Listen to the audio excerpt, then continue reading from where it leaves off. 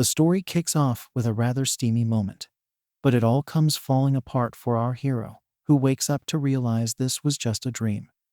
He isn't too surprised by this because he has lived all his life as a loser boy, but then he panics upon realizing that he has overslept. At first, he believes that he might be late for work, but then it hits him that he has actually taken 2 days off, so he's in the clear. Now we learn that his name is Yama Zenjiro, who is just like any other man earning a monthly salary. He has been working in a shady company that is known to force its workers to work for over 150 hours a month, and that too on overtime. It's been a while since Yama has had 2 days on the go without having to do any work, so he feels very relaxed. He considers watching all of the DVDs that have been piling up at his place, but then he figures that he could be making much better use of his time. For example, he could take a trip to some place far away where he has never been before. However, he chooses not to go ahead with that plan, because if he was such a decisive boy, then he wouldn't have such a hard time choosing what to do in the first place. Our hero laughs about this for a while, but then he rides his cycle from the real world into some kind of fantasy dungeon. In front of him is a cute and curvy girl who has a couple of guards standing right next to her. This confuses our hero, especially when the girl addresses him as her groom. Yama has no idea what's going on, so he tries to stay calm while being in front of such a pretty girl. It's easy for him to let his intrusive thoughts run wild, but then he figures that he should focus on analyzing the situation first, and then thinking on what kind of decision to make based on the information at hand. The first thing he does is check his lunch, which is still warm, meaning that he is not in a dream. However, the babe in front of him is the same one he was doing unspeakable things with in his fantasy dream earlier today. This is very confusing for Yama, so he has no other option but to choose a safe way out. He bows down to the pretty lady and tells her sorry for intruding into her space. This is typical for an average salary man to do, so Yama hopes he can get out of trouble now. With that, he tries to exit the scene, but only finds a whole bunch of knights blocking his way. Yama panics as these guards come closer and even point their weapons at him, as if to say that he is now a prisoner over here. These are not fake spears either, so Yama starts to think that he's gotten himself into a huge mess. Luckily for him, the pretty lady orders the knights to lower their weapons, and they do so without any kind of hesitation at all. Now, to everyone's surprise, the curvy babe bows down to our hero and says sorry for bringing him here without his consent. It is understandable that he is at a loss after seeing what's going on over here, so she explains that he is in a fantasy world, and this is her palace. Yama still doesn't know how this is going to help his situation, so he just nods along for now. The girl says that since he would like to know more about this world and understand why he has been brought here, it would be better for her to take him to some other place where she can explain how this whole thing has come about. Now Yama is taken around the palace, and he is shocked to see how big and impressive it is. He is unable to believe that such a place even exists, especially because his own apartment is nowhere near this mansion. As a matter of fact, it doesn't even feel like he is in Japan anymore. Now that she has given him a tour, the pretty lady makes an introduction and reveals her name to be Aura Capua. She would very much like for Yama to call her Aura, and then our hero also gives her his full name. Since she would like to be friendly with Yama, she asks if she can refer to him as Zenjiro Dono, which he doesn't seem to have a problem with. Now, Aura goes on to tell Yama about the chain of events that have led him to this situation. She warns him that he may get upset over what she says, and may even consider her reckless for doing this. But he does have a choice.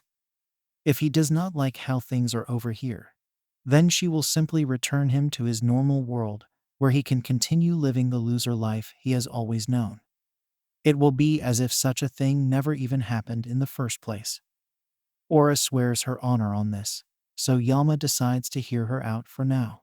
It's not like there's much he can do about this anyway, so he decides to treat this like a customer complaint, so that he can get each and every point that Aura is about to say.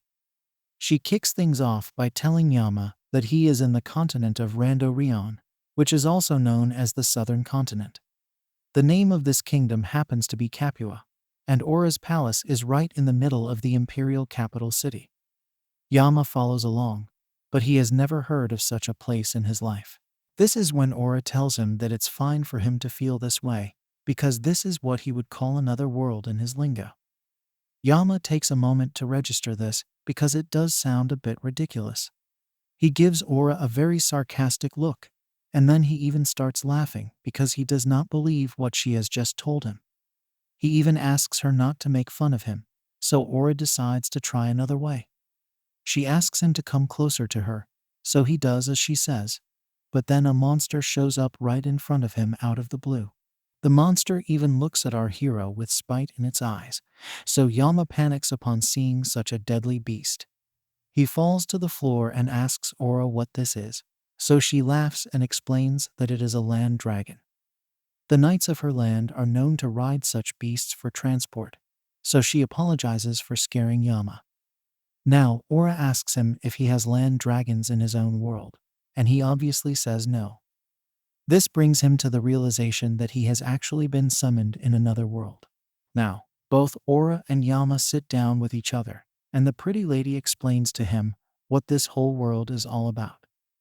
Their chat goes on for a very long time, so she asks him if he was able to grasp whatever she was trying to explain.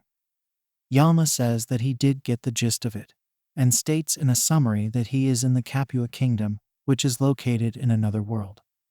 On top of that, he was summoned here by Aura, who is not only the queen of this world, but also used time and space magic to summon him here. This is apparently a form of magic that only someone from the royal family can use, and Aura is glad to see that Yama was able to get whatever she was telling him.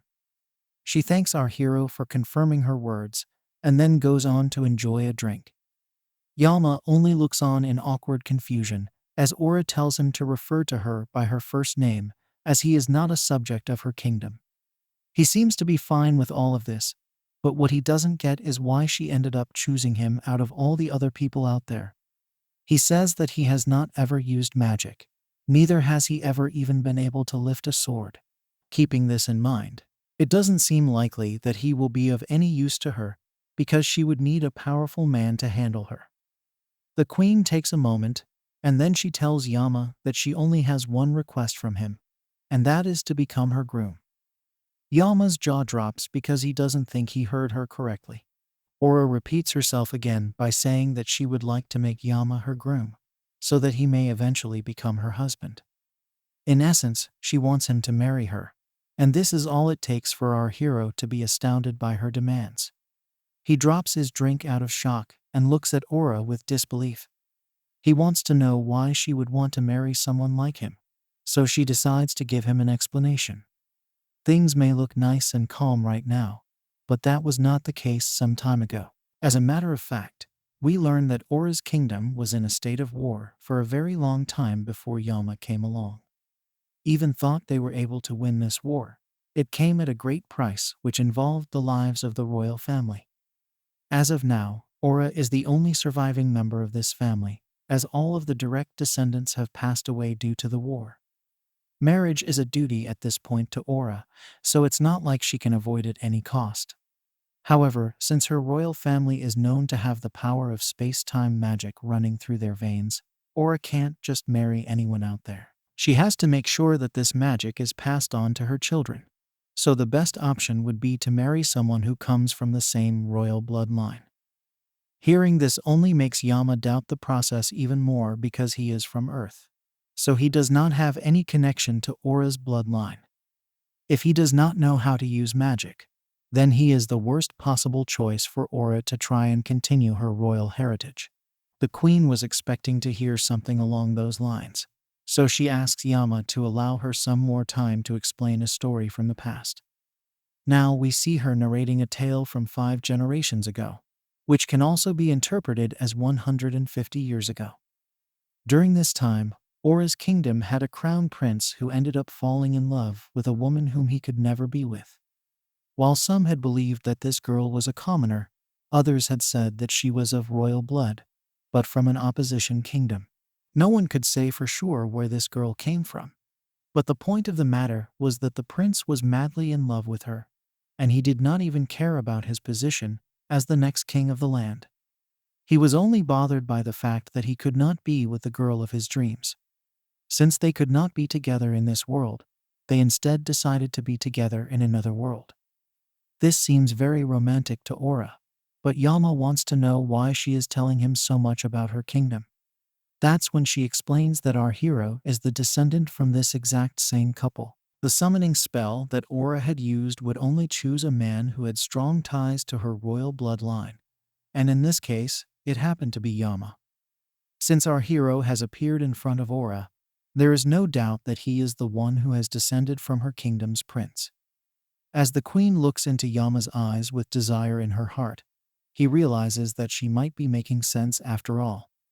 After all, his deceased parents, and even his relatives back at home, seem to match Aura's look. They all had darker skin when compared to normal Japanese people, but even if such a thing were to be true, he is 5 generations into the future. This could mean that he barely has any royal blood left inside him right now. Aura does admit that she was expecting such a thing to happen, but as per her calculations, it looks like Yama has a very strong match percentage with her royal family. Of course, our hero is not as strong as a direct descendant, but even then, he has an amazing amount of mana inside his body. As a matter of fact, he has enough power inside him to make him the head of a branch family. If he puts in the right amount of training, Yama could even be able to use space-time magic himself. So, keeping everything in mind, it looks like our hero has turned out to be the perfect man for the job. Now, Aura admits that she may have surprised way too many times for his own liking, so she would like to sit down with him and talk things out in a calmer manner. The queen presents Yama with the option to go back to his world if he does not wish to stay inside this fantasy world. After all, she was the one who summoned him here without his consent, so she will make sure to send him back and make it seem as if it never happened in the first place. She tells Yama to be at ease because he seems to be very worried about the fact that he won't ever be able to go back home. Now that this is out of the way, Aura says that she will still send Yama back once to his original world, even if he chooses to marry her. Basically, the act of summoning a person and sending them back to their real world is something that depends on the stars above in the sky. Aura is not able to use this magic as freely as she would like. But as of now, the alignment of the stars is going to remain the same until the next night. After that, it will return again in a month, so Aura can only make use of the window she has right now. The main problem is that if she misses the next alignment, then the one coming after that will only occur in 30 years.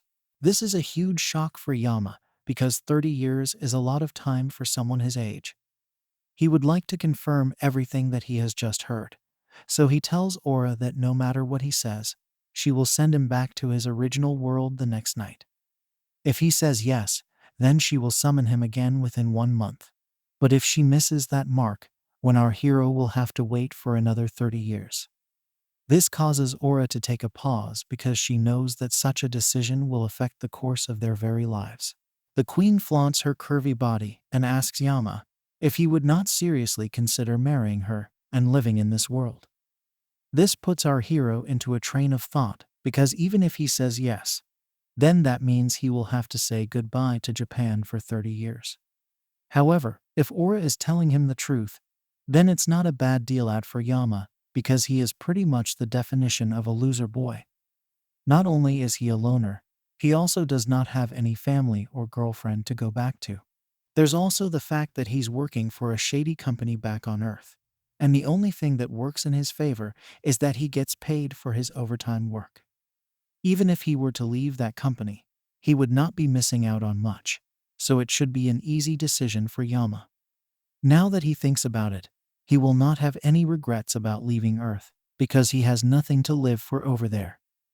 In this fantasy world, though, he will get to marry a pretty wife with an amazing body who also happens to be the queen of this kingdom. It's like a dream come true for any young boy, because he will have the perfect wife while also living the life of a royal king. Such ideas awaken his intrusive thoughts as our hero continues to fixate on Aura's twin peaks. which are indeed worthy of admiration. However, his laughter is cut short when he seems to have some kind of realization. Yama figures that if he is going to become a royal member of the kingdom, then he will have tons of work to do. After all, people in high positions don't really have much free time on their hands. He will probably need to attend ceremonies from time to time. He would also need to make greetings, and most importantly, he would be required to maintain healthy relations with the neighboring countries. This is a highly political job, so our hero wonders if he is really cut out to be a king. Since he does not want to take any risks, he decides to ask Aura about what his job role is going to be over here. To his shock and surprise, Aura says that he will not need to do anything at all. Aura explains that the reason for this is because he will be the very first husband of the Queen of Capua. Her kingdom has always been dominated by men, so the fact that she is a ruling figure over here is an instance that probably will only happen once in a lifetime. Women are not really given much authority in this land, as their main job is to serve their men and look after the household. In the case of Aura, there has never been any kind of law regarding the roles of a husband to the queen. This means that Yama is not needed to perform any kind of duties at all, which sounds like a sweet deal. On top of that, Aura tells him not to worry about his role in this world, because her job will be to satisfy all his desires, no matter what shape or form that they may take. This sounds a bit too good to be true, because nobody would ever have such amazing luck come their way. No matter how Yama thinks about it, he feels that there has to be something else to the offer that's being presented to him. He tries to figure what Aura is going to get out of this deal, and the only thing that comes to mind is his royal blood. After all, she's basically telling him that he can live like a lazy goose, which is not what a normal woman would want in a man. Maybe Aura likes men who don't do anything with their lives, but would she really give our hero so much in his favor just to have him as her husband? This is when Yama awakens the businessman inside of him and states that he can't close a deal based off such little information. After all, he might just get the rug pulled out from under him, so he would like to ask the queen a few more questions. Yama reminds himself to think like a salaryman because in business, a man's look is determined by his will. He wants to strike the best kind of deal there is, and since Aura doesn't have a problem with his questions, he decides to give his interrogation skills a shot. First, he asks her how she would go about her marriage if he were to turn down her proposal. Aura replies by saying she would simply marry a noble man who has strong blood ties to her royal family. Yama realizes that there are other marriage candidates apart from him. But in that case, he needs to know how this noble man is connected to Aura's family. His questions seem to amuse the queen, so she takes a deep breath and says that there is no one in this kingdom who has blood ties to her royal family that can even rival Yama. The best possible case that she can expect will be her grandfather's mother's descendants, and nothing more than that. Yama believes that he has caught on to something here, so he tries to use his brain. A grandfather's mother would be 4 generations before Aura, so if the ancestry line fostered any further children, then there would not have been a need to summon Yama, who if from 5 generations ago. Aura had also stated that his ancestry line was a pleasant miscalculation, so this could mean that the strength of his blood ties to Aura's family don't really mean much. Yama now starts to wonder if there is value in the fact that he is from another world. There is so much going on in our hero's head that he starts to imagine everything being a big fat lie. Suddenly, Yama comes back to his senses and reminds himself not to get too carried away. Otherwise, his caution will not be of any use. After all, if a queen like Aura really had any shady motives, then she would not have revealed that she could send him back to his world, even if he said no. A villain would probably make up an excuse for not being able to undo their summoning. After considering all the angles, our hero is sure that Aura actually wants him to consider marrying her. Yama doesn't want to play any more games, so he asks Aura straight up that if he does marry her, then would he not need to do any kind of work in the kingdom? This is when he suspects that Aura actually wants a man who will not bother her with the ruling of her kingdom.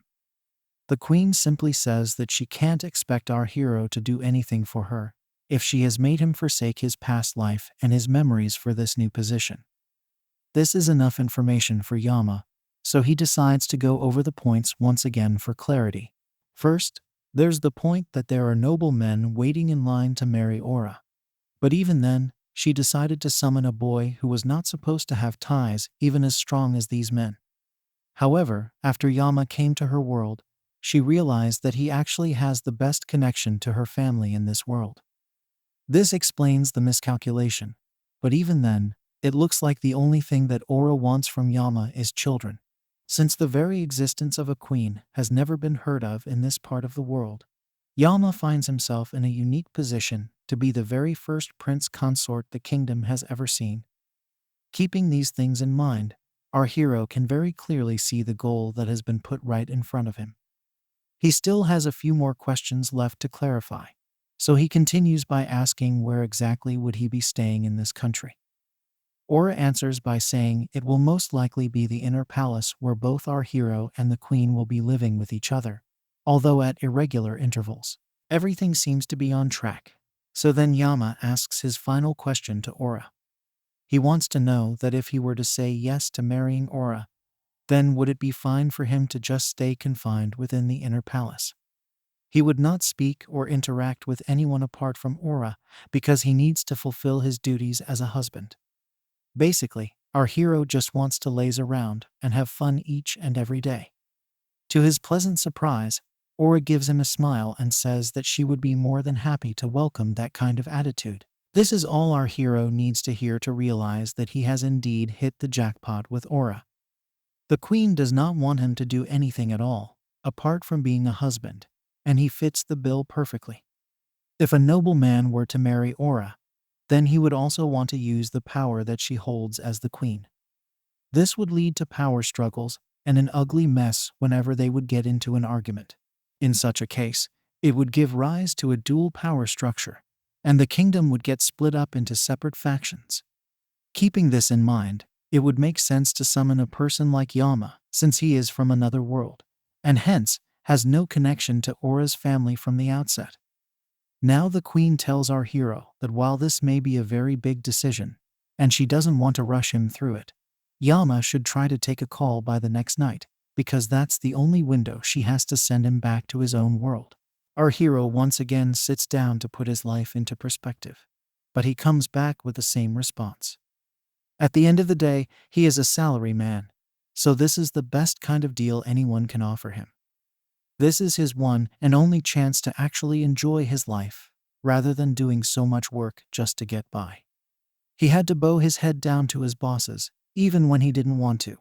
And even though he had become a full member of society in itself, there's only so much that basic status can do for you.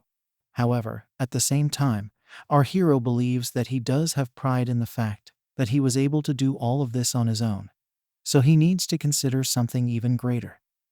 It is the fact that he will have to be kept by a woman, which is not a proud thing for a man. He can't just let go of such a thing easily. Seeing him in such deep thought does make Aura a bit conscious, and we can even see tears in her eyes. She says that even as she is thinking about it, she is asking too much from our hero.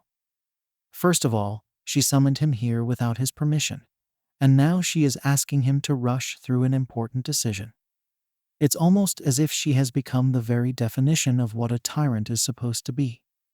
Now, she would not be surprised if Yama refused her proposal, and then she even asks him to forgive her for making him have this chat with her. She did not mean to come across as a shady woman and enforce her wishes upon Yama. This is all it takes for our hero to be smitten by her, and he gets up from his seat to hold the queen's hand. Now Yama openly tells Aura that they should get married, and this shocks her more than anyone else. Basically, he got the look from her that confirmed her true intentions, so now he does not have any issues with being taken care of by Aura. He tells the queen that he accepts her proposal, and this makes her blush. Now, we move on to meet the queen's right-hand man, known as Fadio, who greets Aura with respect. He then asks her that since she is now engaged to Yama, what would her impressions be as of now? She goes on to say that he is a lot sharper than she had expected him to be, and he might have already figured out what her true intentions are. Now another man walks in and says that if Aura is skeptical of Yama, then she can just go ahead and accept the marriage proposal of one of her relatives. After all, it would not be surprising if Yama had his own motives as well. This man is the head of the court wizards, named Esperidion, also known as Esprit. Aura asks him that he may believe such a thing, but would he rather have her marry men like the Hungry Wolf or the puppet who are after her? The Hungry Wolf is known as Lord Pujuru, who is from the Gaijin family. Esprit believes that he would make for a good husband because he is a great commander and one of the best warriors in the kingdom. On the other hand, there is also the puppet, who is named Lord Raphael of the Marquis family. His skills are good enough for him to become a highly valuable civil servant. Despite what the Lord of the Wizards may say, Aura simply replies by mocking both the lords. Pujuru is a man who just has too much ambition, while Raphael is nothing more than a puppy who will listen to whatever his family tells him. Fadio realizes that the queen is not going to move away from her decision, but he still mentions that Yama is not just from another class, but also from another world. From whatever he has seen so far, he is not so sure if Aura will be able to raise a family with our hero. The queen simply says that when it comes to such matters, it will depend on how persistent she will be with him.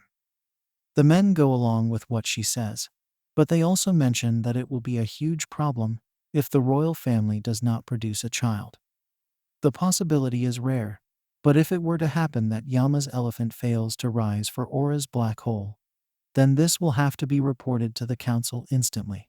Aura simply laughs this off because she feels that having children will be the least of their concerns. Fadio would like to know what she means by this, so she explains that Yama could not take his eyes off her twin peaks the entire time they were having their chat. Basically, our hero's intrusive thoughts got the better of him, and even though he tried his best to steal glances of Aura's curvy body, she was able to see through all of them. So she is sure that her body will ensure that the two of them will end up having a child. Now, we move back to the real world where Yama has a month to wrap things up. The first thing he does is quit his job, which comes as quite a surprise to his boss.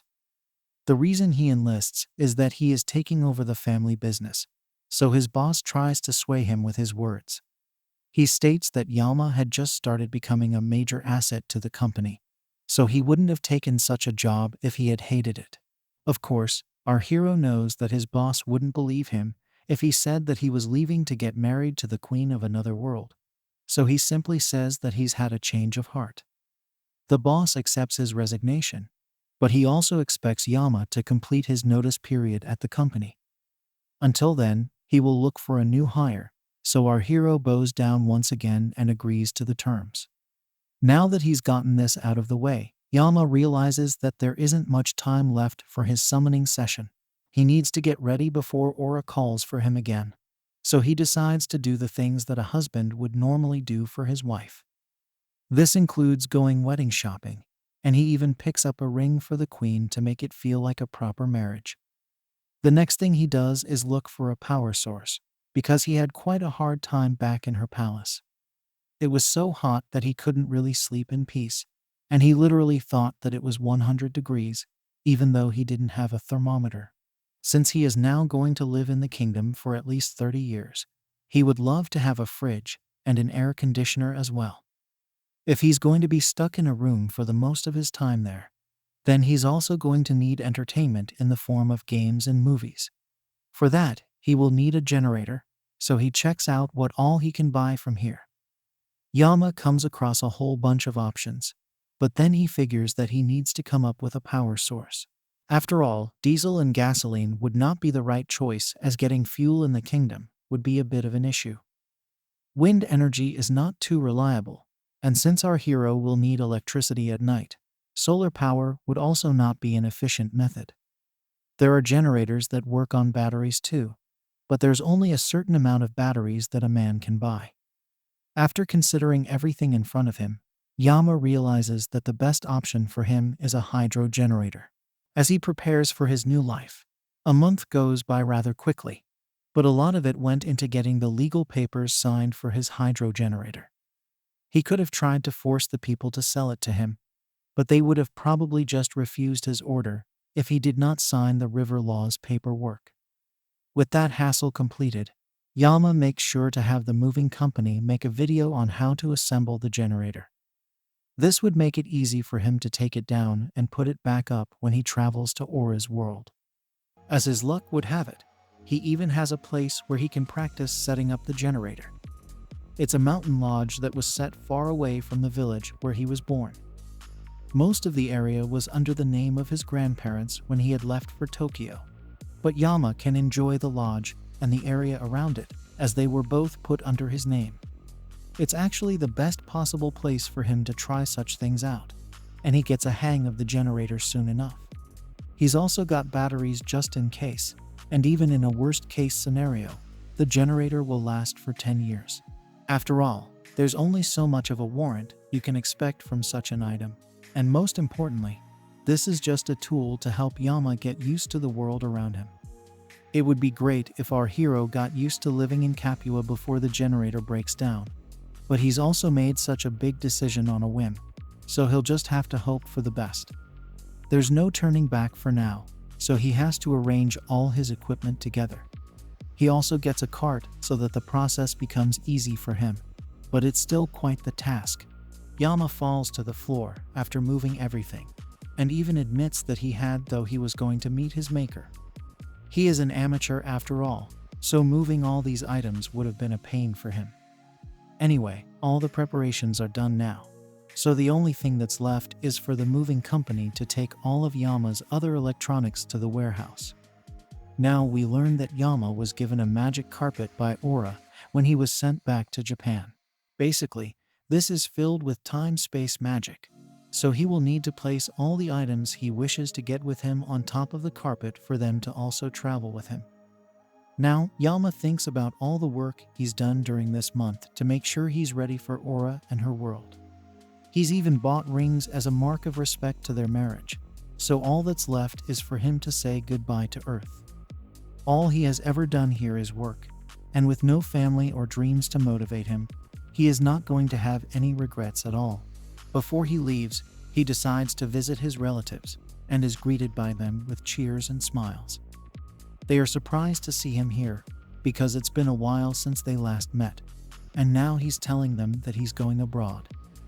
The group discusses how tough it is for someone to settle overseas because it will be a completely different world from Japan, and there will be barriers such as language. Seeing them speak makes our hero remember his earlier days, as his relatives have not changed at all.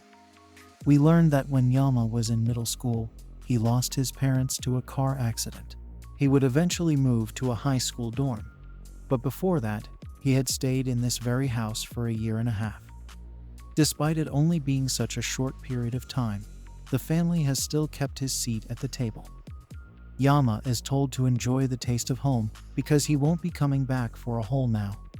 He enjoys his meal and thanks his relatives for their love and support. They even tell him that he can always reach out to them if he is facing any problems abroad. He happily accepts their gesture and thinks to himself that even though he had expected this to happen, he still feels a bit sad about leaving them. They did take good care of him, which was why he ended up meeting them one last time before he left this world. He takes a look at all the items in his room and sees an old cassette player, along with a study desk and a wardrobe. It's almost as if he had never left, because his room is still how it was when he used to stay here. Yama actually feels really bad, because even though his relatives have treated him like their own family, he has not given anything back to them. He tries to sleep now, but starts feeling cold, so he gets upset with himself. He talks to himself and tries to motivate his body because he's prepared for this exact reason. Suddenly, he hears knocking at the door, so he opens it to see his Oba-san standing in front of him. He asks her what she's doing over here at such a late time of night, so she asks him if there is something that he's hiding from her. It seemed as if he was hiding something from the family at the dinner table, so she wants to know if all is well. Our hero takes a moment, and then he tells her that he was probably just a bit nervous about going abroad and settling down over there. He says sorry if he made himself seem odd at the dinner table, But his Oba-san tells him not to worry about her or the others as they are all family. She goes on to give him a touching speech about how family will always worry about one another. But that should not weaken his resolve because he needs to live his best life. She says that she will always support Yama, no matter what, and this makes our hero emotional. He suddenly drops the wedding rings that he had got for himself and Aura. So he panics and rushes to take them before his Oba-san sees them. She asks if he's alright. But then Yama speaks in an excited voice, thanking her for all that she's done for him. He also mentions that he may not see her for a while, but he will do his best. She is a bit surprised to see Yama like this, so he says sorry for speaking in such a high volume. However, his Oba-san smiles and says that he had a look on his face that she had not seen in a while. He wants to know what kind of look this is, so she explains that it's the same kind of look that he had when her husband had asked to marry her. Our hero feels like she has seen right through him. But anyway, he gets ready for his journey and thanks his relatives for all their support. Now, he takes a small blade and pricks the top of his finger so that some blood can come out for the time-space magic to work. Aura had told him that since he has magic inside him, he will be able to activate the magic in the carpet given to him as well. This will allow Aura to summon him and all the other items he's bringing with him to the other world. Suddenly, the magic in the carpet gets activated, and then our hero gets a glimpse of his life on Earth. He sees how he had first found out that he was alone when his parents passed away, so he gives credit to his relatives for helping him get back on his feet. He then looks at the time he got accepted into college, which was a great moment for him because all his hard work had paid off at the time. Even if he looks back at his time working for the shady company, he admits that he learned quite a few things while he was there. There were good times and bad times, but either way, our hero thanks Earth for his life, and now he is ready to welcome another world. A burst of light takes over, and our hero is blinded for a moment. But then he can hear Aura telling him that she's glad to see he's here.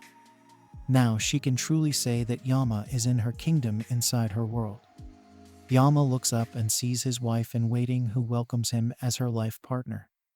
With that, our hero takes a deep breath and declares that he is back for good. Of course, the queen has to be careful, so she has her men inspect all of the items that Yama has brought with him. She also tells them that if they find anything shady, then they should bring it to her without any hesitation. One of the men ends up finding a lot of bottles, and he tells Aura that they are all alcohol containers. Some of these bottles had broken due to the movement caused during the summoning transfer, and the smell coming from them is most definitely that of alcohol. The queen takes a look at these bottles, and then tells her men to store all the ones with alcohol inside the wine cellar. Now she notices a glass shard inside one of the boxes, which has probably come from a broken bottle. Aura picks it up, and is amazed to see how humans have also been able to create crystals of their own due to the shiny nature of the glass shard. She wonders if vessels such as these are common in Yama's world, but the thing is that he has brought so many items from Earth that all of them seem to fascinate Aura. As the palace men take a look at all the different things that he has brought with him, it becomes clear to the queen that there is a marked difference between her and Yama. All these devices in his boxes state that he comes from a culture which the people of Capua have never even heard of. Suddenly, she sees one of her men doing something shady next to a box, so she stops him right in his tracks. She wants to know what he is hiding, so the other men also gather around to see what's up. The man says that he would never do anything shady in front of his queen, but she tells him to show what he had just put away because it looks like cloth. Judging from the man's movement, Aura wonders if he has just placed poison into her husband's luggage. With no other choice, the man reveals a rather spicy set of clothes that Yama may have brought in anticipation of getting with Aura on their first night together. Everyone notices that this is an outfit for women, especially because of how thin and transparent the cloth is. But they wonder why a boy like Yama has brought such clothes along with him. Now that the man is in the clear, Aura says sorry to him for her suspicions, but everyone thinks it's rather shady for Yama to have such an item in his luggage. However, Ora seems to be fine with our hero's intrusive thoughts because he is a man after all. Now we move to our hero, who is sitting by himself and also feeling a bit nervous. He shouldn't have brought anything dangerous with him, but the items from Earth may seem shady to the people from this world. Yama wonders if everything is going to be fine, and then he hears knocking on the door. He allows the person to come in, and her name is revealed to be Amanda, who is the head maid of this palace.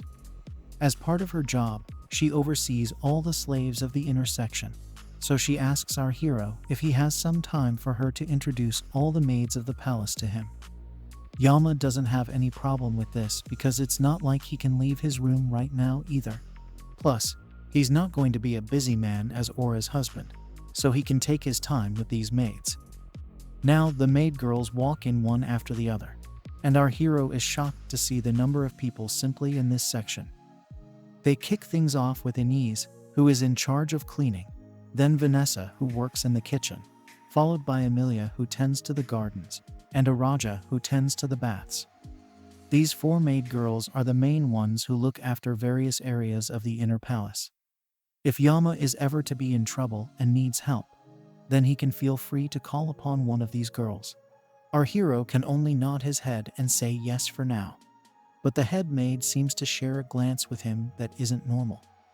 She soon recollects herself and bows down to Yama, but even he felt what just happened.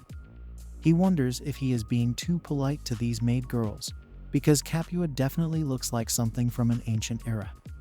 After all, it may be that staff members are not treated with a lot of respect here in the palace. Our hero feels that it would be best if he thought of himself as a higher rank when compared to the others.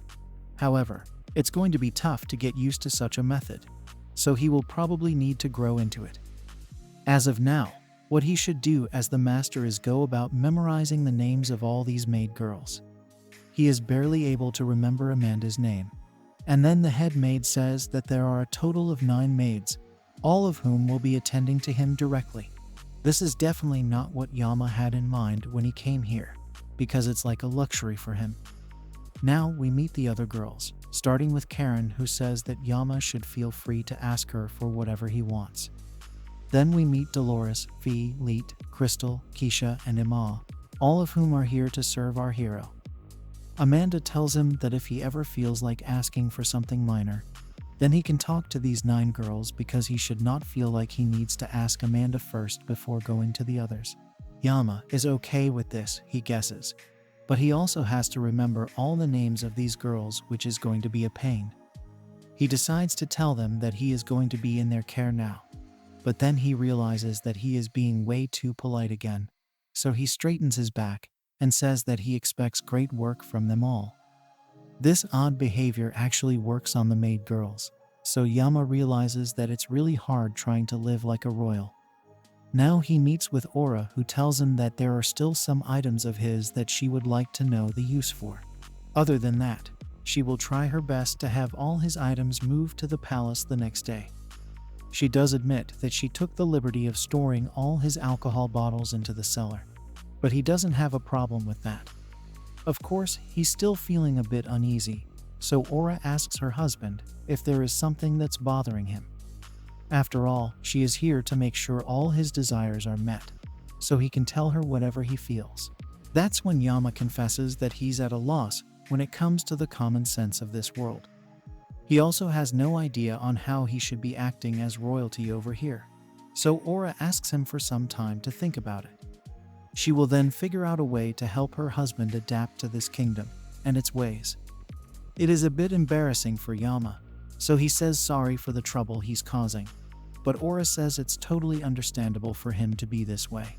She then says that she and her team had a look at everything he has brought with him, but they came across a lot of items and tools that looked like crystals made by hand. Of course, no one from this kingdom has come across anything like it before, so it has made them realize just how different their worlds are.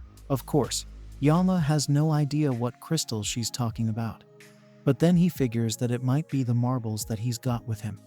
He explains to us that when he first came into this world, he didn't really see any glass around, so he thought that it would be nice to bring some of his own.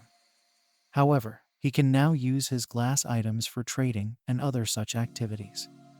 In any case, Aura would prefer if her husband rested for today and relaxed a bit because things are going to get a bit busy tomorrow. He wants to know what's up. So Aura reveals that the preparations for the wedding will begin as the dates have been set for 5 days from now. As expected, Yama is a bit taken aback by this call because 5 days is way too soon for any kind of wedding prep. The queen explains that since there is no precedent for this kind of royal wedding, the amount of time that it will take for the actual prep will not be a lot.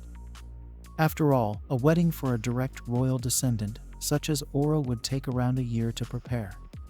For such families, weddings are not just a simple celebration, but rather an extremely important place for diplomacy as well. Over the period of 1 year, messages would be sent to each and every possible nobleman and member of royalty, not just from a local angle, but also from a foreign one. Also, since weddings are supposed to showcase how well off a kingdom is, it becomes important to make it as grand as possible. Yama makes sense of the situation, but then he asks Aura if she is having a wedding so soon due to the fact that she is a queen and not a king. She smiles at her future husband and states that he does have an astute sense of deduction. There is no such precedent for a queen to have a wedding in the kingdom, and if anyone had an issue with it, then they would have stopped it from going ahead. Yama adds to this by saying her wedding would end up complicating the structure of power in the kingdom too. Aura gives him an example by saying if she were to sit on the throne as the sole ruler of the kingdom and Yama went ahead to father a child with another woman, then it would make things very complicated. There would be some individuals who would end up plotting against her so that they can make the child become the next king of the land. Of course, Yama says that he would never do something like this, but the queen only wants to make sure that no one messes around with her wedding. She goes on to say that there is not much to worry about, because her political prowess is such that it will not fail against any kind of political scheme. Even so, the best she can do is take the wind out of the sails of those who are plotting against her. She fully intends to place as less of a burden as possible on our hero, but there will be times when she will need him to help out with some stuff. He does not know what she means by this, so it does make him a bit nervous, but he is up to the task. So he tells her that he will make himself useful whenever it's possible. Aura tells him once again that the ceremony is going to be small, so she hopes he doesn't have an issue with that. We quickly move forward to the wedding now, where we see lots of people in attendance. The announcer declares that everyone present here will now witness the ceremony between Queen Aura and Yama, who will now be referred to as His Majesty. Our hero, on the other hand, is shocked to see the number of people in attendance, because this is by no means a small ceremony. After all, even Hollywood weddings aren't as flamboyant as this one. Our hero looks quite nice having been dressed properly, and even Aura is looking lovely in her white dress. She says it's time to go, but our hero wonders who will take the first step, as there will be lots of judgment to be passed. If Aura makes the first move, then she will be seen as a woman who thinks of herself to be above men. However, if Yama does it, then he will be seen as a shady man who is manipulating the queen. Keeping this in mind, the best way would be to step forward at the same time, and then the couple makes their entry. Some men talk about how the groom is supposed to have a lot of mana, which is probably why Aura will want to have his baby inherit the powers of the royal family. The rumors already begin to spread amongst the people in attendance, but it's mostly got to do with the fact that they want to get close to Yama. This becomes too much for our hero to take, and the anxiety is becoming a bit too much for him to handle. He tries to calm himself down, but it is of no use, and he loses his sense of balance. It even looks like he is going to fall down, but just as this is about to happen, his arm is held by Aura, who saves him from a rather humiliating moment. He figures that the queen is used to this kind of chatter, so he should also do his best to make this work out. He reminds himself that this is the moment he has been waiting for, because he is going to live a new life moving forward. He decides to walk forward, and even though it may feel like he is a baby who is just learning to walk, our hero knows that his life is going to change forever with this marriage. The both of them walk up to the head of the wizards, and they bow down to him to gain his blessings. With that, the wedding is done with, and everyone cheers for Yama and Aura together. Our hero takes a look at all the common folk in front of him, and he feels a bit overwhelmed by it all. Later at night, he can breathe a sigh of relief as he tells Aura that they managed to make it through all the drama. Now the queen switches to flirt mode and tells Yama that he must be tired from this day, just as she is. He wants to get something for her to drink because it's getting hot in here, and he is already feeling nervous. Our hero goes to the fridge that he's got to this world and takes out a bottle of wine that's chilled.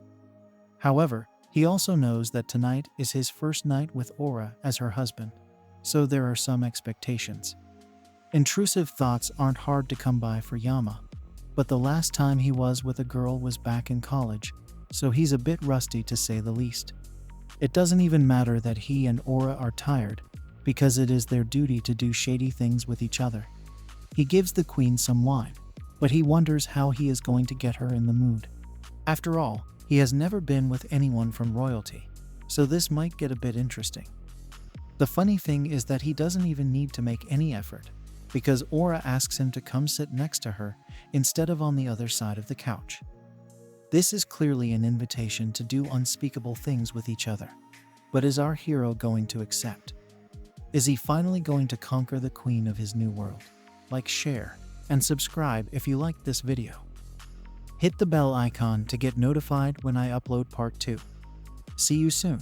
After our hero Yama finally agrees to marry the queen Aura in another world, he is presented with a tricky situation wherein she invites him to come sit close to her on their wedding night. She is high off some wine, so she has already tapped into her intrusive thoughts. However, Yama does not know how he should react because he has never found himself in such a position before, that too with a girl as pretty as Aura. The queen eases his nerves by saying that they are husband and wife from now on, so there is no need to feel shy about anything. As they are alone, they are bound to get closer to each other, so Yama takes the risk and sits next to his new wife. Things become awkward very quickly as our hero doesn't make a move on Aura, and he just sits there while she continues to sip on her wine. His heart is beating faster than a space rocket, because he feels that he is too close to Aura right now.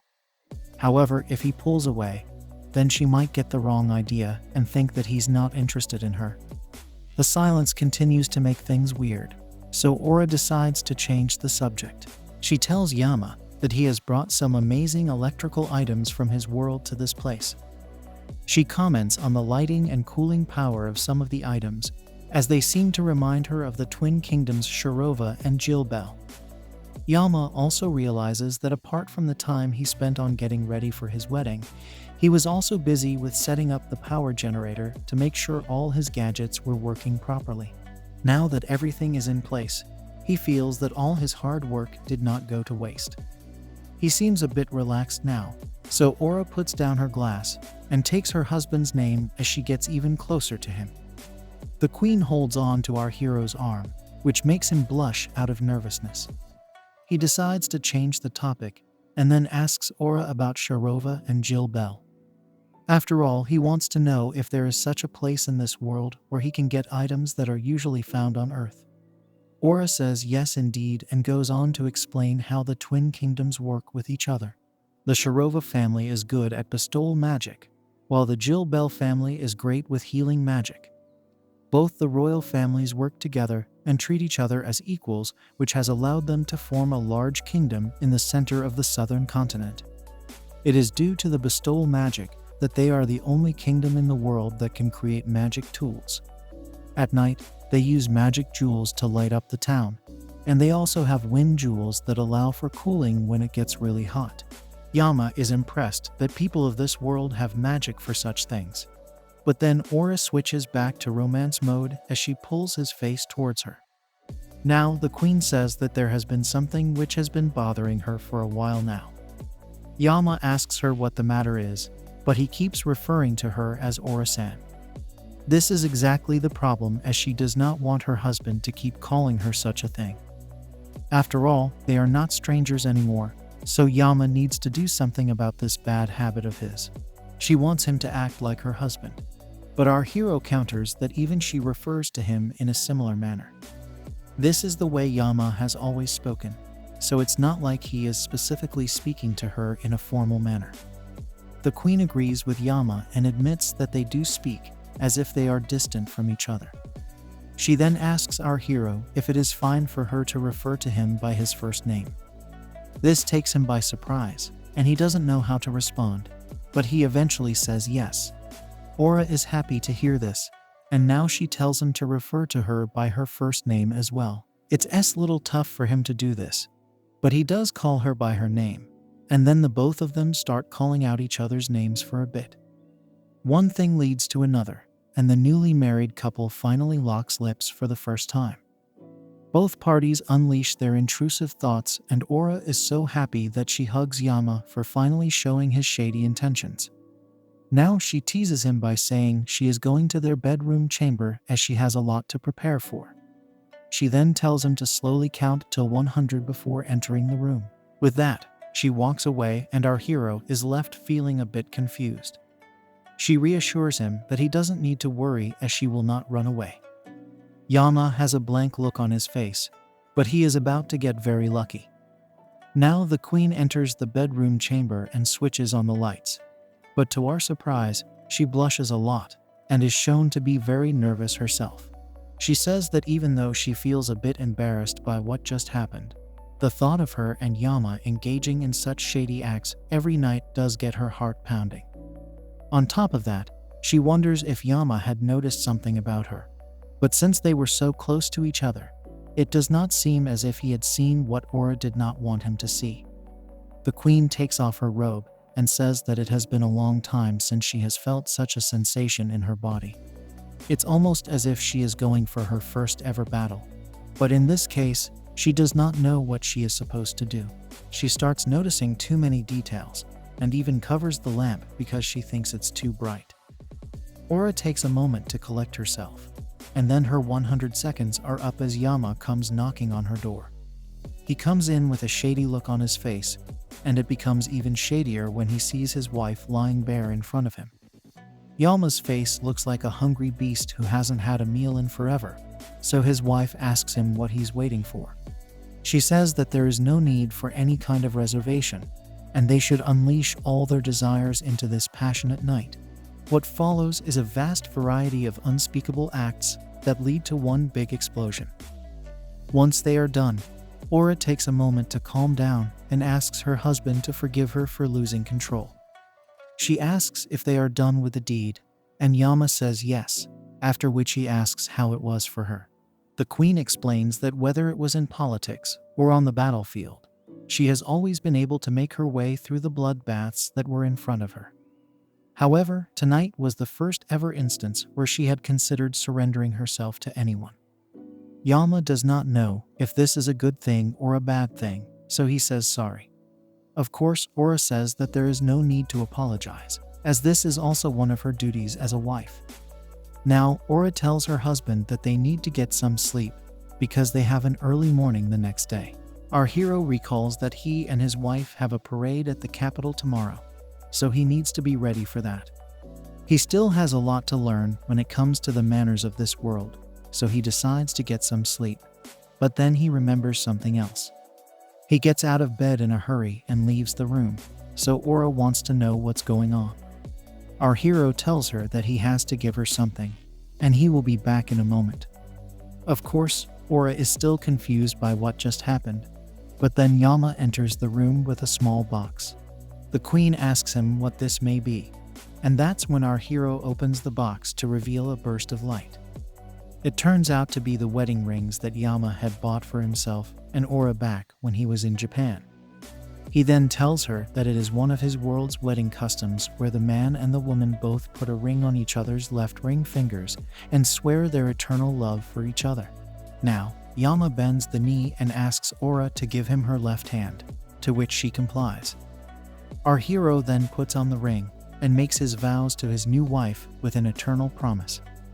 The queen is taken aback by such a gesture, so she blushes in front of Yama, and then he asks her if she could do the same thing for him as well. The queen finishes her vows and her oath as well, which means that she and Yama are both officially married as per their world's customs. Ora feels that wedding rings, vows, and oaths are very interesting, so if word of this were to spread across her kingdom, then they might become a part of this world's customs as well. Yama says that if this would be the case, then they are the first ever couple to exchange rings in this world. Ora agrees that it would be amusing in its own right, and then the couple goes to sleep.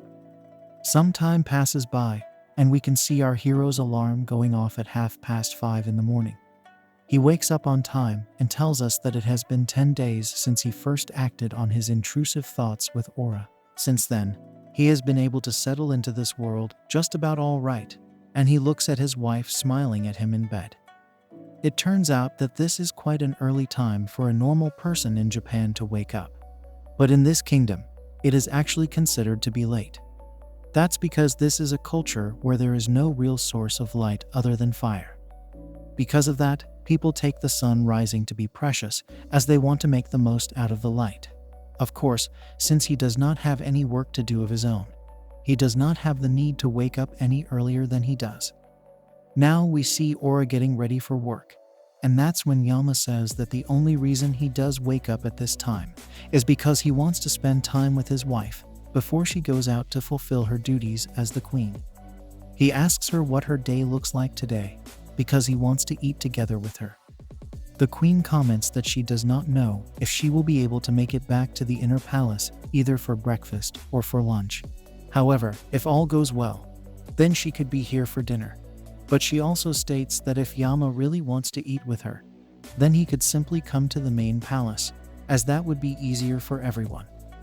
The problem for Yama is that if he goes to this section, then there is a high chance of him running into a noble who is not Ora. If he ends up saying something odd due to his lack of social manners in this world, then it may cause trouble to his wife. On top of that, he worries about saying something which could come off in a way that he is making fun of Ora. If this would be the case, then the queen would end up facing a lot of criticism from the common folk of her own kingdom. Keeping this in mind, our hero tells his wife that going to the main palace would only cause trouble for everyone, so he would much rather just stay here and laze about. He knows that he might be overthinking, but one can never be too safe in an unknown world, so he would much rather not take any risks at all. Ora sees sense in what he's saying, so the couple kisses each other goodbye for the day, while the queen promises to be back for dinner. With that, Ora leaves the room and Yama is left alone with himself and his gadgets. Our hero lazes around in bed and wonders what he should do now. He used to be busy all the time back in Japan, and even now, he did have a few basic tasks to complete, but now is the start of his lazy time.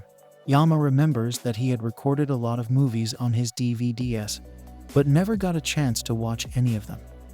He also has a lot of games which he wants to play, but has never opened, and on top of that, he has a lot of bands that he really wants to listen to, but could never do so due to his busy schedule in Japan. He decides to kick things off by watching a TV show that he had recorded, and he wonders how much time it will take for him to finish all of it. He also wonders how long it will take for him to exhaust all his entertainment material, and then we shift to Ora, who is busy signing some papers. With her is her right-hand man Fadio, who tells her that it's just about time for her to speak with the next person. She asks who is waiting to talk to her now, and Fadio says that it's the captain of the knights, known as General Payan. Ora knows this name because Payan is like a hero in this kingdom, and he was also a candidate who wanted to marry her. She wonders what he is here for because he is a man who is full of ambition. It could be that he simply wants to congratulate her for her wedding, but she can't be sure of it. Fadio says that knights at the rank of general have the right to request an audience with the queen, so she agrees to let him in. Payan enters the scene, and we can see that he has scars on his face, probably from past battles. He starts off by saying he would like to offer his regards once again, so he personally congratulates Ora on her wedding. She thanks him for his kind words, and even addresses the elephant in the room by saying Even though they did not exchange marriage vows with each other, she still hopes to have a good relationship with him as his ruler. Payan is glad to hear that, and he mentions that ever since the wedding got done with, the capital city has been bustling with activities. It could even be said that the kingdom of Capua has entered a new age. Of course, Aura does not have the time for small talk, so she asks Payan to get to the point. The night boy says that he knows Aura is aware of his sister, who is a lot younger than him. This sister also has shallow blood bond to the royal family, just like he does, and it means that she does technically have royal blood running through her veins. Payan adds that his sister has magical powers, a good personality, and has also been educated well, so she will not be an embarrassment to anyone. All of this is fine, but Aura wants to know what Payan's sister has to do with her. The night boy gives a shady smile and asks the queen how she would feel about introducing his sister to Yama and making her his concubine. He wants to do this in order to strengthen the royal bloodline, but Aura clearly does not look happy about this. Aura says that the matter does sound interesting, but she wants to know what Payan's sister has to say on the matter. The night boy is confused by this question because he is the head of his family, so he feels that his sister's opinion does not matter. Aura understands what's going on, so she says that Yama has only just come to this world, so his mind and body are still not used to living here yet. As a matter of fact, his hands seem to be full just dealing with her as of now. Of course, this is not what Payan wanted to hear, but he controls his feelings and then asks the queen if this is indeed what her husband has said. Aura says yes, and then she asks him if he is doubting his words. The night boy figures out the game she is playing, but he can't say anything, so he agrees with Aura and says sorry for being rude. He still states that his desire to meet Yama is purely genuine because he wants to see how his new master and lord is. He asks Aura to say these exact same words to her husband, and she agrees to do it, but not before sighing out of frustration. With that, Payan takes his leave and gets out of the room, but Aura states that he is being a bit too ambitious. After all, his own marriage failed with her, and now he is trying to use his own little sister just to get his hands on the royal throne in some way or the other. His ambition is very clear and obvious, almost in a way that one may call it refreshing. Fadio then says that many others will also come to her with such proposals. The problem, though, is that Aura can't keep saying no to these people, as it may cause problems moving forward. It could so happen that people will start spreading rumors about Aura locking up her husband and not giving him any freedom so that she can control all the power of the kingdom. Of course, Aura knows that Yama has chosen to stay inside the inner palace out of his own free will, because he does not want to meet too many people from this world. However, the queen is sure that no one will believe her if she gives them this story. Even so, the consensus is that Yama will be needed to leave the inner palace, so that the public can see what they are like as a couple. Aura takes a moment to review this, and then she asks Fadio how long will it take before the nobles become impatient to meet her husband. He says that it could be anywhere between a month and a month and a half, so she decides to make the most out of this time. Aura will now hire a tutor to teach Yama about the customs and rules of her world, especially with regards to magic. She gets Fadio to work on this as soon as possible, and later she asks him on the update. He says that there are 3 candidates who have recommended themselves, and another 31 candidates who have been sent from others. However, from the looks of it, these people are probably just trying to become Yama's shady slave girls, as they are all unmarried. Aura laments that the people of this town really do take her for a fool, but then Fadio tells her that there is one person who can't be ignored. She happens to be the wife of Count Marquez, known as Octavia, and she is the model woman of what a noble is supposed to be. Whether it's knowledge, education, or even skills in magical arts, she seems to have it all. Despite this, Aura is not too impressed because she thinks that Count Marquez may want his own wife to do shady things with her own husband. Fadio says that the Count would probably not go so far as to turn his own wife into a night lady. He does have some kind of idea though, which is that the Count may want Octavia to drag Yama out from under Aura's nose. She is very pretty, so if she praises Yama and looks at him with respect, then he might want to get into politics soon enough. If he were to do such a thing, then people like Margaz will be able to have a connect with a royal ruler. This gives Aura a lot to think about, as she knows that the Count is a shady man with an evil mind. He is clearly the one to worry about between him and his wife, as Octavia should not have any kind of ill intent. There's also the fact that Aura can't keep rejecting people, so she needs to do something about Octavia. Fadio asks her if they should go ahead with the Count's wife, or should they just reject her with some reason. From the looks of it, Aura approves Octavia, and then she has a hot tub bath with her lover boy. She tells Yama that she will have him make his public debut in exactly 1 month from now. This naturally comes as a shock to our hero, but Aura asks him to attend a reception party that will happen in the royal palace. This is not good news for Yama, so he sulks inside the water. But he knew that a queen's husband would not be able to stay under the radar for long. He also believes that he should do this for his sweet, curvy wife, so he agrees to give it his best shot. Aura says sorry to him because she knew that she had promised not to involve him in any kind of work. Yama seems to be fine with this, so he asks what his tutor is going to be like. The queen simply says that she will be someone who is worthy of trust, but the look on her face makes Yama suspect something. Anyway, she stands up to give her husband a full frontal view, and then she declares that she will teach Yama the basic manners of her land before he gets to meet the tutor.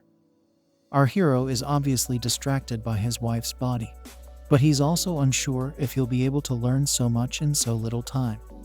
He hasn't studied in years, so he wonders if there's a way to learn faster and better. That's when an idea strikes him, so Aura wants to know what it is, but he says that they will need to get out of the bathtub first before checking it out. Soon enough, the couple gets done with their bath, and Yama brings out his digital camera. Aura doesn't know what this is supposed to be, so she refers to it as a box.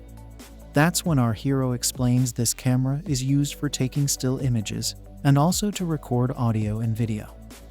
Basically, he can use these recordings for his lessons, but his wife still has no idea what a picture or a video is. Yama doesn't know how he can explain this, so he says that he will show Aura how this camera works while she teaches him manners. The queen kicks things off by saying that royal people don't usually engage with people of a higher rank than them on public occasions. So the first thing that needs to be taught to Yama is how to behave with people from a lower rank. She starts talking about how he should address such people first, and after some time, our hero has taken enough footage to learn the first set of lessons. Now, he wants to check and see if the video turned out okay, but Aura doesn't get this either. She also decides to have a look at what Yama is doing, as her lover boy attaches the camera to his laptop, which is also a device from another world to her. Yama clicks on the video file, and we can see Aura speaking on the laptop screen, which shocks her to her core. She can't believe that she is seeing herself say the exact same words that she was using earlier. She also admits that she has never seen anything like this in her life, not even in the Twin Kingdoms. However, there is a problem for Yama, as he can see his wife speaking, but he can't understand a single word of what she's saying. Aura is speaking in some kind of foreign language that he has never even heard of before, and that's when we learn about the soul of words. It's a magical power that only a certain number of people have, which allows them to perceive the same word, even if it is across multiple languages. Since Yama also has a small amount of magic, he was able to talk to the people of this world. His digital camera, though, does not have such magic, so even if he records the sound, he will not be able to record the magic translation. It's this very magic that serves to be the main difference between Earth and this world. The worst part is that because he was able to speak to Aura with ease, he did not even bother to learn the language of this kingdom by himself. It turns out that the language here is not as easy as he would have liked it to be, because the characters and symbols differ even between each region. Luckily for our hero, Aura comes up with a way for him to learn the letters with ease, and then she hands over the notes to Yama. She is also impressed by the fact that the pen she is using does not need her to dip it into ink. Yama tells her that it's called a ballpoint pen, and he can give her a couple of them if she wants. The queen instantly says yes, because it would be very convenient for her daily tasks. Now that they're at it, Yama wants to learn about the numbers of this world too, but Ora says that it would be tough for him to do this. Anyway, she begins with the numbers from 1 till 10, and then she tells Yama to focus on getting these right. The funny thing is that these numbers are written in words, and not in actual numerical form. So our hero wonders if this world does not even have the concept of numerical values. In Yama's opinion, this can't be true because he knows that before Arabian numerals were taught in Japan, they used to employ the Chinese method of doing things. Now, he tells his wife that the way to learn numbers is actually very easy, and he proceeds to show her how numerical values work on Earth. Ora can't believe what she's seeing because the Arabic numerals are far too easy to learn. Yama goes on to say that if Ora would want to balance the amount of money coming in and going out of her kingdom, then Arabic numbers would be the way to go. The queen agrees with her husband, but she states that she hasn't done much for him and is only taking benefits from the items that he has brought from Earth. Ora has not returned the favor, even though she has had a very pleasant time with our hero ever since he reincarnated into her world. Yama tells her it's fine because he wanted to use these devices anyway. On top of that, our hero has also come prepared to do the work of a royal noble. This is because the work is still nothing if he were to compare how hard his life was as a salaryman. Despite his words, Ora still asks Yama if he is having any problems over here. He is confused to hear this, so the queen says that she does understand. He tries to avoid people over here because of how it may affect her own position. If she is being honest, then it has helped her a lot, and even the staff assigned to Yama, such as the maids and the cooks, have only nice things to say about him. Keeping this in mind, the queen wants to repay her husband for all the things he has done for her so far. Of course, she does not want him to be selfish, but he can ask her for whatever he wants. Yama does not really have much to complain about, but since Ora wants to pay him back so much, then he decides to awaken his intrusive thoughts. He makes a shady face and fake attacks Ora by telling his wife that he wants her to pay him with her body. Since the queen is experienced in combat, she stops our hero in his tracks, but then offers her body as payment. This doesn't help Yama's ego, as he turns away and looks down in shame. Ora does not know what's going on, so she asks her husband if he is unwell. He then says that he may not have gone all out, but he was hoping to push Ora down on the sofa to have his way with her, and yet she caught him so easily. Basically, it's his pride as a man that has taken a beating here, so the queen realizes that she has hurt his feelings. Ora comes up with an idea, and then she pretends to fall on the couch, but this hilarious display doesn't do the trick for Yama. He knows he didn't use any kind of special tackle with a time lag or anything like that, so there's no appeal to it. Ora doesn't know what else to do, so she keeps falling down on the couch again and again. Yama tells her such a trick is not going to work on him, so the queen falls down once more and shows off her assets in the process. Seeing her curvy body is all it takes for our hero's intrusive thoughts to return once again, and he attacks her in full beast mode, which even she can't fight back. A few days pass by, and now we see Yama on his laptop with Ora behind him. She had asked our hero to do the kingdom's taxes from the previous year after he had learned the letters of the language. It wasn't much, but there were terms like places, names, and values, so these were the best options for Yama to try and execute the knowledge he has just learned. Once our hero gets done with the taxes, he inputs the language from there and into his laptop, which he can then use to study. Of course, he is not perfect at this yet, because he is still making a few spelling errors, but that's fine because he has only just started. Yama is using Excel sheets for the taxes, so Ora gets confused when she sees that some of the boxes have the numbers in red, while the others have the numbers in blue. She wishes to know if there is some kind of meaning behind these colors, so Yama explains to her that he has made the Excel sheet do the calculations for each person after he put in the numbers. The people who have paid less than what they were supposed to are marked in red, while the ones who have paid more taxes than their due amounts have their numbers marked in blue. Ora is shocked to see this, but Yama tells her that he figured it would be easy to calculate the taxes as long as he had the data.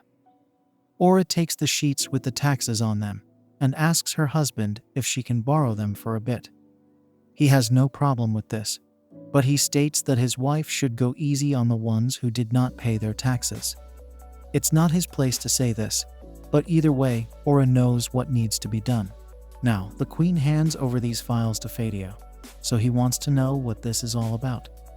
She says that these are the tax documents of all the nobles from the previous year. This is when we learn that Ora had Yama look at these files over the pretext of learning letters, but her actual aim was to test his skills to see if he could understand government affairs. However, she did not expect Yama to calculate them perfectly and even notice errors just over the course of a few days. Fadio is shocked to see this, so Ora comments that he will always be wary of her husband. Even so, Fadio says that he does not see Yama wanting to take part in the politics of this world. What he admits, though, is that he never thought Ora would find a man as proper and convenient as him. After all, it's not easy to find a man who would willingly go out of his way to make sure the queen's reputation would not be diminished. This puts the queen into some deep thoughts, but Fadio tells her that she should not be the one to doubt her own husband.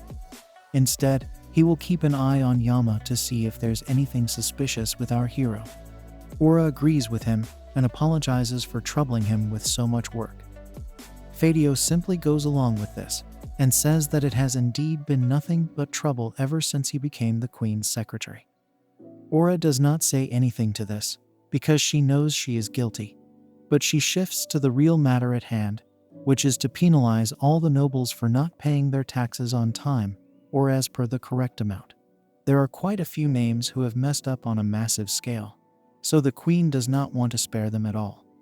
However, Fadio tells her that it has become a normal practice to ignore crimes such as these, no matter how bad they may be.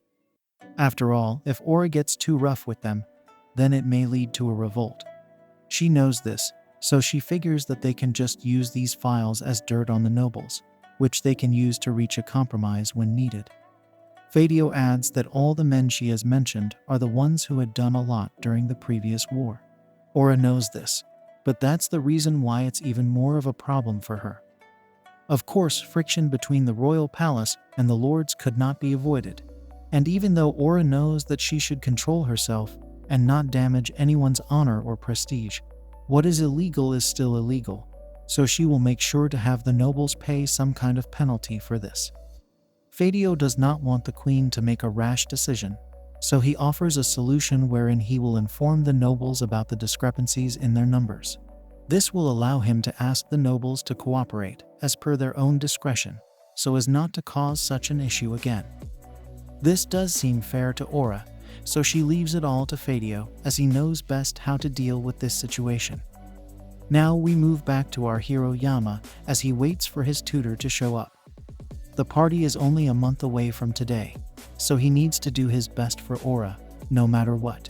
Now, he remembers what was taught to him about not speaking to a lower-class person before they first speak to him. However, he also has to take care not to say anything rude, so he is caught in an odd place where he has no idea how to speak to his own tutor. Soon enough, Octavia is brought to the scene, so our hero is asked if he would like her to enter. Yama tries to activate alpha mode as he makes a straight face and allows Octavia to come in. She walks into the room and says it's a pleasure to meet Yama, after which she gives her own introduction to him. Needless to say, she is very pretty and also has proper manners, as she bows down to our hero and says that she will do her best to teach him the ways of her kingdom. Octavia also says that she is not very literate or experienced, so she will try to live up to our hero's expectations. Of course, Yama finds it hard to believe such a thing, because he knows that such a woman is a hard find. Modesty must be a virtue here, as our hero now realizes what Ora had meant when she said that Octavia is a model lady. Now, Yama examines Octavia's body and notices that her hair is straight and black. which makes it shine in the light. On top of that, her skin is so pale that he would not even believe that she is from here. Of course, this is not the time to get caught up in her looks, so Yama puts his intrusive thoughts to rest and raises his head. Now he gives an intro of his own and states that he wants their acquaintance to be on good terms, no matter how long it may last. Octavia simply says that Yama is honoring her with his words, so he has her sit down. He wants to know what she will be teaching him today, but she is actually taken aback by his request to have her sit down. Anyway, Octavia says that she will teach Yama about the history of this kingdom of Capua as well as magic. Of course, this needs to be done a bit at a time, and our hero also needs to learn about the attitude, manners, and basic knowledge of Capua. Octavia says that manner and knowledge can't be learned by word of mouth, so she will need to show him how it's done. In order to do this, she will be having lunch with Yama from now on, because both manners and basic knowledge come in handy at the dining table. Our hero gets why she's saying this, but he becomes a bit nervous because he doesn't want his tutor to watch him eat. Anyway, he approves of this method and will review how good it actually is. Now, Octavia starts her lesson by reminding Yama about how he got up to greet her when she entered the room. He becomes conscious because even though Octavia felt honored by his gesture, he should not stand up to greet someone who is of a lower class. If he does so, then the other person will think poorly of him. On top of that, he had also asked her to sit down, even while he was standing, which is a kindness way too grand for someone like her. Yama has no idea why he needs to learn these things, but Octavia states that it's important for him as a royal to behave in a subtler way. He understands what she means, but it will be hard for our hero to do this, because he is still stuck up in the ways he would be submissive to his boss's back when he was a salaryman. He keeps telling himself that he is royalty, and then Octavia proceeds to teach him some magic. Yama is too kind again when he says please, so Octavia has to correct him once again. She kicks things off with the basics of magic, which begins with the fact that there are two types of magic. One type is the magic of the four elements that almost anyone can use, and the other type is bloodline magic, which only people from a specific bloodline can use. Yama figures that the normal magic has to do with elements like fire, water, earth, and wind, while bloodline magic is like the space-time spell that Aura had cast to get him here. However, Octavia maintains that the main difference between bloodline magic and elemental magic is the fact that only certain people can use the former. In order to use magic, there are three basic rules that must always be met. There has to be correct intonation, correct perception, and also a correct amount of mana. Yama is a bit puzzled, so Octavia says that magic has its own kind of language. If a person can't use the magic language, then they will not be able to use any magic at all. She has to show this, so she chants a spell with the right kind of focus, and then Yama sees an orb forming around her finger. He can't believe this, because it felt like she had chanted a long spell, whereas she didn't really talk that much. Octavia can see how shocked Yama is, so she drops the sphere, which was basically a bubble of the tea she was drinking. She then explains that the magic language can vary even with the slightest variation. On the other hand, she can also compress a lot of information in short sounds. Octavia also explains that anyone who hears this sound for the first time will feel some kind of discomfort, so she says sorry to Yama. He wants to tell her that he's fine, but then he remembers that he needs to act with authority, so he allows her to continue with her lesson. Octavia is honored by this, so she continues to teach our hero by explaining how she was able to make a water ball. This was simply by making use of the three basic magic rules, and now she will show Yama what happens if she does it incorrectly. She goes on to show various examples of making a mistake while chanting a spell, and Yama is amazed to see that even a small change can make the spell useless. As a matter of fact, even using too much mana in a spell is not a good thing, and the magic will still not work. Octavia explains that using a lot of mana for spells that require it makes sense, but this does not work for smaller spells because they need the exact amount of mana. This is why people with a lot of mana tend to dislike lesser spells and only focus on higher level ones.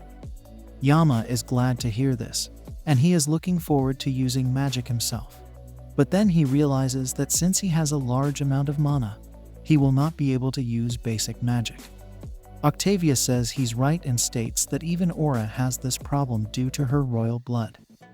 Apart from space-time magic, she can only use one other spell, which is an ultimate fire blast finisher move.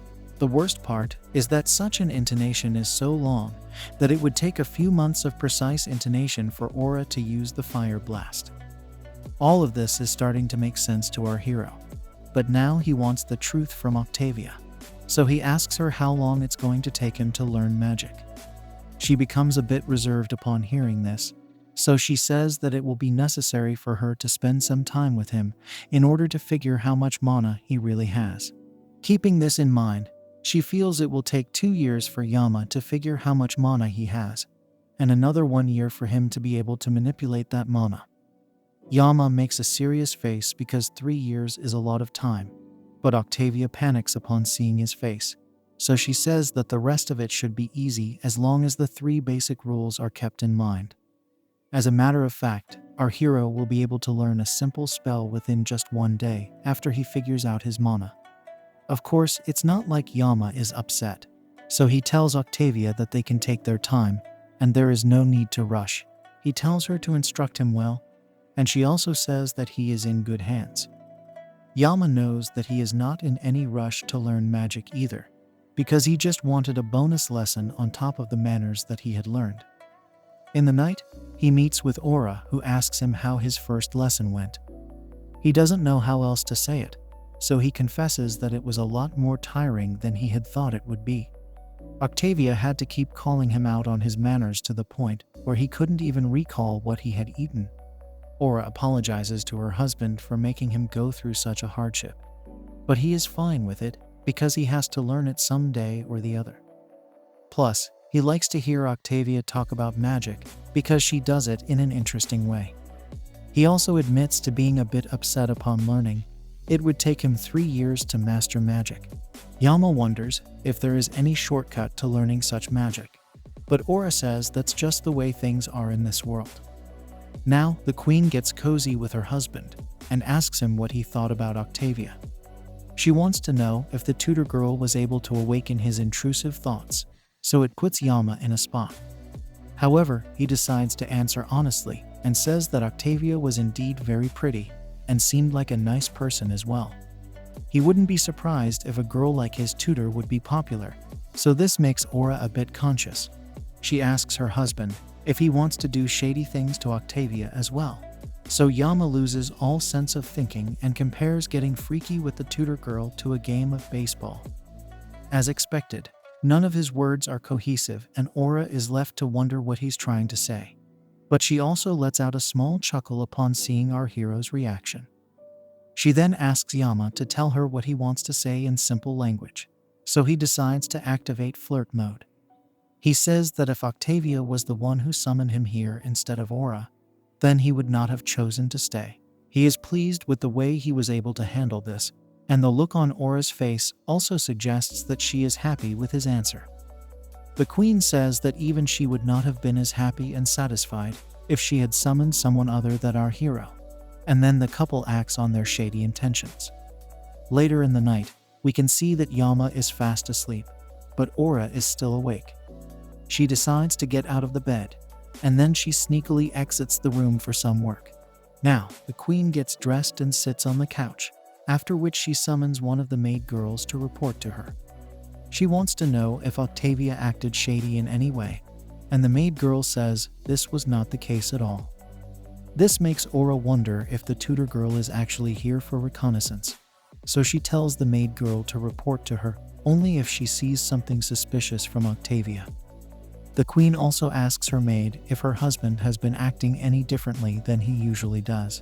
She also wants to know if Yama is trying to get shady with any of the maid girls, but learns that he does not have any interest in any other girl. As a matter of fact, he doesn't even bother looking at other women, as he's happy playing video games and watching movies. He seems to hate it when the maid girls enter his room. so even they make it a point to only come in when there is a task that they have to attend to. Ora realizes that Yama is not very good at asserting himself because he sees making requests as a vice. She then tells the maid girl that even though it will be difficult, she and the other maids must try to figure what Yama likes, and they should make sure to meet his demands. With that, the maid girl is told to leave and Ora is left alone with her thoughts on the couch. She is now sure that her husband does not see Octavia as a shady partner either, and this seems to do something to her. She pours herself a drink, but also feels some excitement building up inside her. This is very different from doing well in her government work or drinking a victory toast, and we realize that it's love. Ora could never imagine being loved by a boy like Yama would make her feel so special, and she also wants to keep him only to herself. Now we shift to Octavia, who has come back to her husband's palace. She is greeted by her butler Sirio and asks for her husband. Sirio tells her that he's in his usual spot on the second floor, so she goes to meet him, and we finally see Count Marges looking at his wife with shady intentions. However, these intentions may not have to do with her body, but rather the kingdom of Capua. The Count says sorry to his wife for having pushed such a request onto her at the very last moment, but she smiles and says that she's actually thankful to have been given the opportunity to teach someone so respectable. Marges figures this is how his wife has always been, so he asks her how Yama is as a person. This is when he learns that the queen's husband is a calm and unambitious kind of guy. Of course, he is very kind as well, and Octavia states that he has a very strong desire for learning. This gets the Count thinking, so he asks his wife who she would assign to Yama as a concubine if she were to choose. This takes her by surprise, but then she smiles again and tells her husband to stop plotting whatever he has in his head. He wants to know why his own wife would say such a thing, so she says that even though she has only met Yama and Ora a few times, it is exactly how the maids have told her. The two of them are very close and seem to have an intimate kind of relationship that goes beyond making babies. Octavia feels that even if a concubine were to enter the inner palace, she would only feel out of place. This is news to Marges because he could never imagine any man loving Ora as much as Yama does. He goes on to tell Octavia that unlike she, who was born as a literal goddess and every man's ideal woman, he finds it hard to call Ora attractive. He seems to have questionable taste, and then he confirms with his wife if Yama indeed loves Ora as much as she is claiming him to. Octavia repeats herself once more and says that Yama does not have any ambition or thirst for power, so the only reason for him to leave his own world and come here would be for Ora's love. Marges understands the assignment and says that it would be best for them to support the royal couple rather than send in a concubine. Octavia fully agrees with the Count, but of course, this is a calculated decision and not an emotional one. He knows that he does not have any pawn who looks like Ora, so it would be pointless to send a concubine to seduce Yama. Also, his family already boasts a great amount of power right now, so it does not make sense to risk it all over something like this. As of now, he can only wait for an opportunity to present itself to him, so he will stand by and support Ora's relationship till that happens. However, he still can't understand Yama's taste in women, probably because no other girl in the entire kingdom is as assertive as the queen. We now see Ora in action on the training field with General Payan. They are assessing some of the candidates in the new regiment, and they seem to train very well as even their mounts are silent. It's time to begin the show, so Payan is told to make his men start their training exercises. What follows is a rather impressive display as the soldiers do their best to land an impression on the general and the queen. Ora tells Payan that he has done an amazing job in training these soldiers because they are all extremely skilled. He adds that around 80% of the men here are fit to join Ora's army, and at this rate, she will have her desired army soon. The queen notes that these men are swift and also strong in spirit, so Payan says that these dragon-back archery knights are the very backbone of this country's army. However, they were also the same ones who bore the greatest brunt of the damage from the last war. It takes a lot of time and effort to replenish such soldiers, but Payan has gone ahead and gotten 80% of the job done already. The general tells his queen that she should not be praising him, but rather the breeders of the dragons, as they are the ones who deserve the credit. Aura agrees with this because the life of a raptor dragon is only about 50 years, and a great deal of them were ended during the previous war. It would have taken a lot of food and effort to nurse them back to health, even when they were on the brink of passing away. Seeing this pleases the queen, so she tells Payan that she will increase the military budget, but not by much as she has limited funds. Even so, she would want the general to use this budget in the best possible way. Once this is done, he will compile a list of military demands and present it for approval.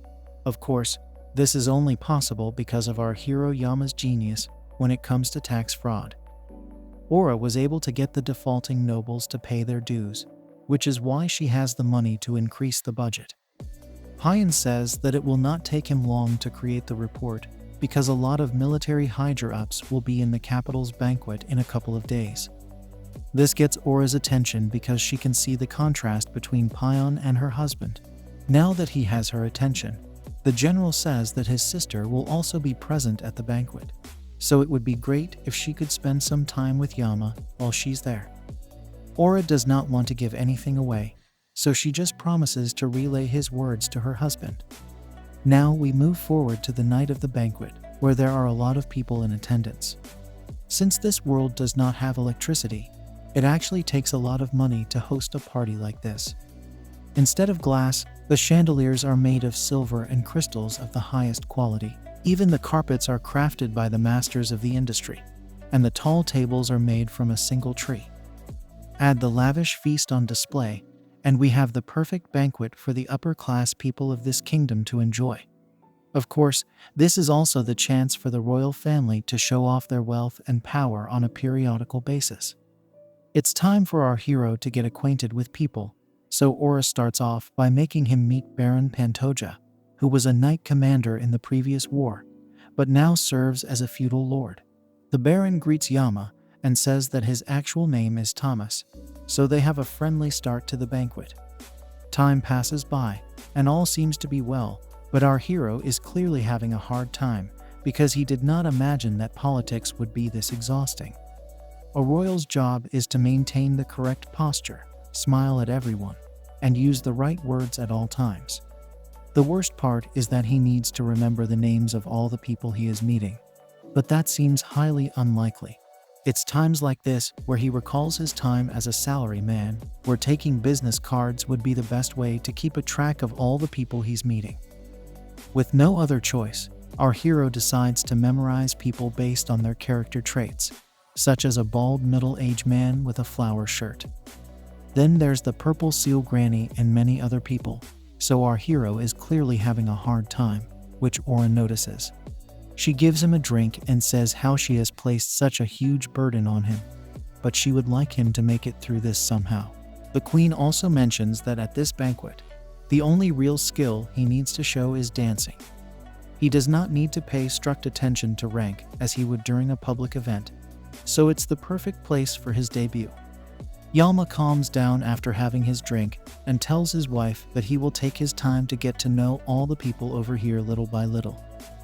In the middle of all this, Count Marquez and Octavia also show up to greet the royal couple. Seeing them together makes Yama wonder how on earth someone like Octavia would get married to a man like the Count. They look like father and daughter at this point.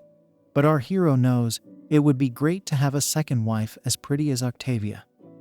Now, Aura holds his arm tightly, which is a signal to let him know that this person is important, so he should do his best to remember his name as well as his face.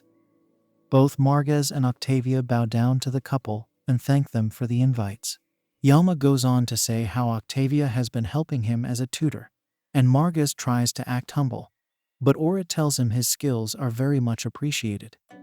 Everyone watches on as the royal couple chats with the Count and his wife, so things seem to be going well for now. However, is that all there is to this party? Will our hero be showered with more offers to take in shady lovers? Like, share, and subscribe if you like this video. Hit the bell icon to get notified when I upload part 3. See you soon.